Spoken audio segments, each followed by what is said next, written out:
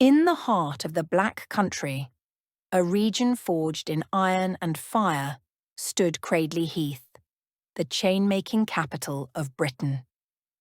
From the late 18th century, as the Industrial Revolution transformed the nation, chain became essential.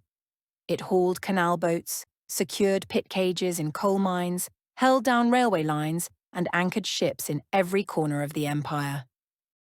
Cradley Heath, along with its neighbours, became the centre of this world.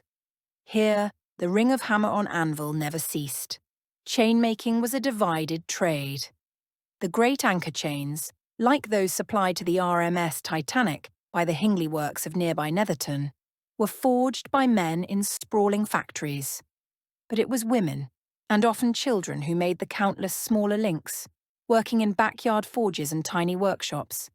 Each woman crouched over a hearth, drawing out glowing iron rods, hammering and bending them into links, welding each one shut with sparks flying. Hour after hour, link after link, week after week. It was exhausting, dangerous, and relentless. Yet the rewards were pitiful. Paid by the piece, many women earned no more than 5 shillings for a 60-hour week. These were the so-called sweated trades: long hours, poverty pay, and no security. In Cradley Heath, whole families survived on little more than endurance. But by the dawn of the 20th century, change was stirring. Campaigners and unions were demanding protection, and in 1909, the government introduced the Trade Boards Act, setting legal minimum wages in industries most open to abuse. For the chainmakers of Cradley Heath, it promised a lifeline, yet many local masters refused to honour it. They insisted on the old rates, leaving the women still trapped in poverty.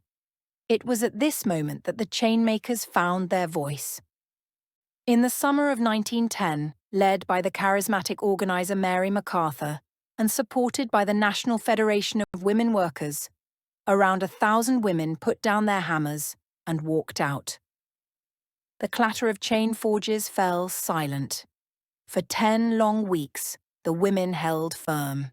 Mass meetings filled the streets, strike pay kept hunger at bay, and their cause captured the imagination of the nation. Newspapers told of their struggle, donations poured in, and women who had once been silent in the shadows now stood proudly in the spotlight. On the 22nd of October 1910, they won. The employers gave way, and the women secured the minimum wage. It was a landmark victory. Not just in Cradley Heath, but for women workers across Britain. With the money raised during the strike, the women built the Cradley Heath Workers' Institute, a centre for education, organising, and community. Known locally as the Stute, it still stands today at the Black Country Living Museum, a permanent reminder of their triumph. The chainmaking industry itself declined in the decades that followed, battered by mechanisation and global competition. Yet its legacy remains. The anchor chains of Hingley's, the backyard forges of Cradley Heath, and above all the courage of the women who fought for justice, are remembered as part of Britain's industrial and social history. The women chainmakers forged more than iron links. In the heat of their hearths, they forged a chain of solidarity, determination, and hope, a chain that could not be broken.